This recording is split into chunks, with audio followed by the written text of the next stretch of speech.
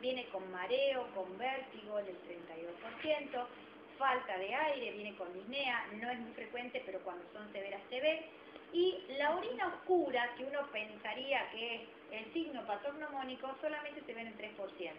¿Por qué tiene orina oscura? Porque tiene aumento de bilirrubina indirecta y se conjuga más bilirrubina, se producen más estercobilinógenos, se producen más urobilinógenos y la orina se oscura.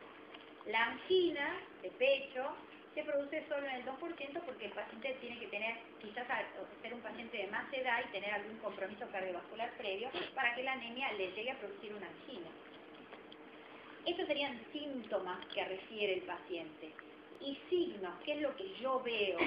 Bueno, palidez en el 85%. Y fíjense que la ictericia no es tan clara.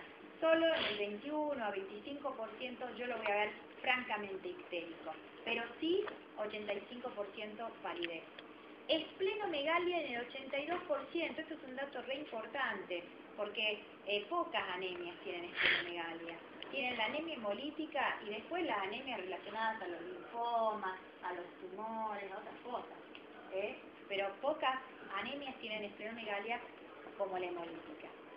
La hepatomegalia también se puede presentar en menos cantidad y linfadenopatías en el 20%. No se olviden que presentan linfadenopatías porque estamos hablando de un problema inmunológico, autoinmune. Entonces, algunos vienen con linfadenopatías.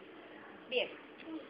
Para que entiendan el laboratorio y para que entiendan la clínica, vamos a ver qué pasa con un glóbulo rojo cuando se rompe, cuando se lisa. Y otro concepto es que en una anemia hemolítica el glóbulo rojo no se rompe en circulación, no estalla dentro del vaso sanguíneo, sino que es retirado por los macrófagos. Es un glóbulo rojo que la IgG lo marcó y al pasar por el vaso, el sistema macrofágico detecta que el glóbulo rojo ese viene con algo que no tiene que venir, le pega el complemento, se lo fagocita y lo saca de circulación. Lo degrada y lo separa en todas sus componentes, pero no hay una hemólisis intravascular. Por eso en estos casos no hay hemoglobinuria.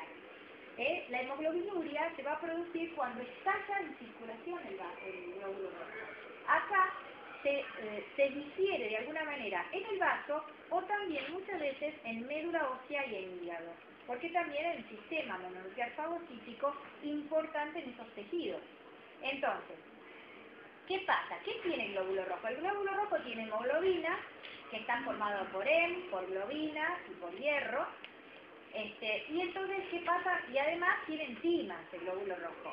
Entonces, cuando se rompe la hemoglobina, se desdobla en grupo hemo, en globina y hierro, y se libera además LDH. Dentro de todas las enzimas que se liberan. Lo que pasa es que uno mide la LDH, pero hay un montón de otras enzimas más que puede liberar. Hazme un favor, ya que cerró la puerta. Gracias, Juan.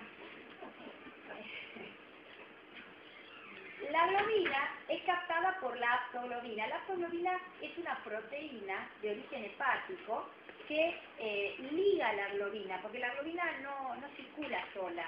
Se une a esta proteína y circula unida, es transportada por la aptoglobina. Se puede medir en sangre la aptoglobina, pero lo que se mide de aptoglobina es la aptoglobina libre, no la unida a la globina.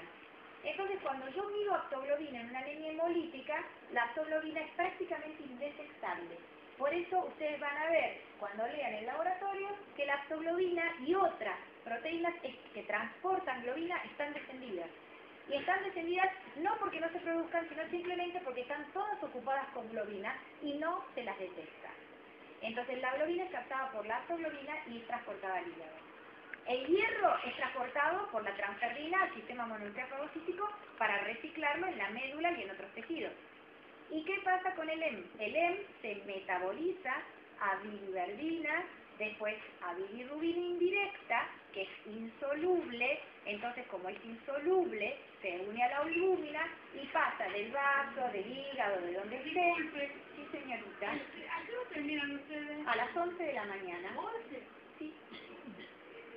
Los jueves tenemos el aula de 8 a 11 para la cátedra del doctor Herrera. ¿Para la cátedra? Del doctor Herrera. del doctor Nicasio Herrera. Pregunte a la secretaria cualquier cosa, que es la que maneja los horarios. Vamos a terminar antes, pero bueno.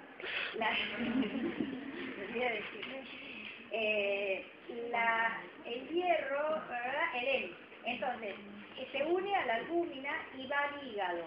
En el hígado se conjuga, se vuelve soluble, pasa a la vía biliar, bueno, se hace cercobilinógeno, circuito enterohepático, y vuelve a sangre como se filtra como urobilinógeno, sale por orina como urobilinógeno. Entonces, esto es lo que a ustedes les va a hacer recordar qué es lo que tiene la anemia hemolítica en la parte bioquímica.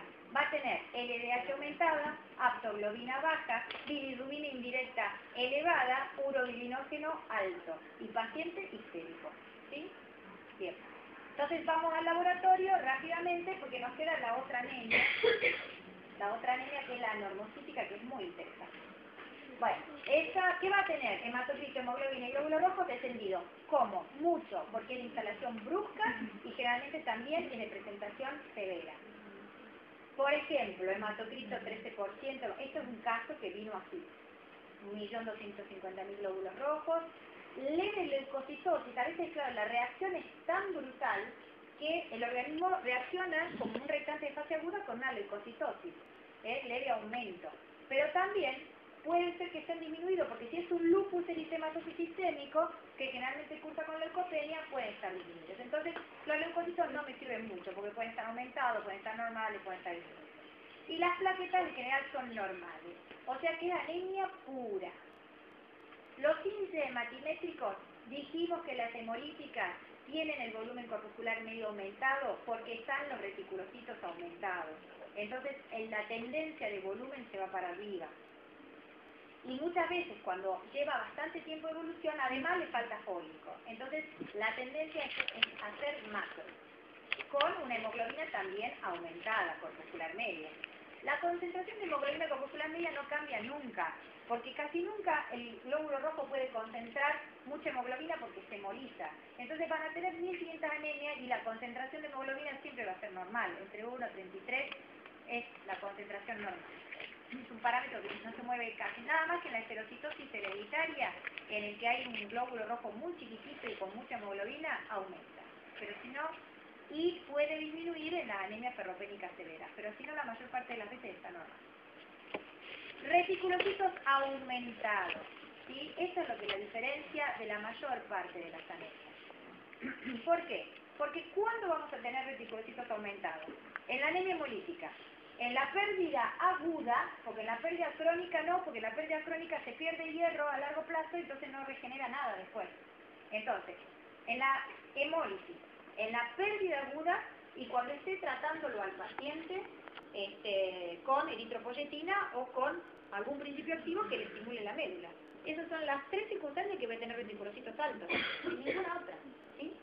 Entonces, reticulocitos altos, anemia hemolítica, inmune, no inmune, de cualquier estirpe, hemorragia aguda y tratamiento con eritropoyetina o con B12 o con fólico o con el que sea. Reticulocitos. Tenía 24% de reticulocitos y corregidos 7,2. ¿Qué son los reticulocitos corregidos? Es el recuento en bruto del reticulocito, que yo lo hago en el microscopio y digo, hay 20 reticulocitos cada 100 glóbulos rojos, entonces digo, bueno, hay 20%, son 20, en este caso hay 24 cada 100 glóbulos rojos, es una barbaridad, la cuarta parte de los glóbulos rojos son reticulocitos.